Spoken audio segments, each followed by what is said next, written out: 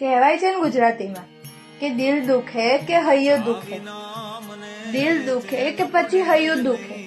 અમાર ડોક્ટરના ઇલાજની નહીં, અમાર ખાલી એક કપ ચાની જરૂર છે. ચા એટલે અમારા માટે જીવન ગણી લો ને એવું જ ગણાય. પથારી પડ્યો હોય ને બીમારથી ઊભી થવાની હાલત ના હોય અને ચાનું નામ સાંભળીને અમે ચા પીવા તો ઊભા થઈ જ જઈએ.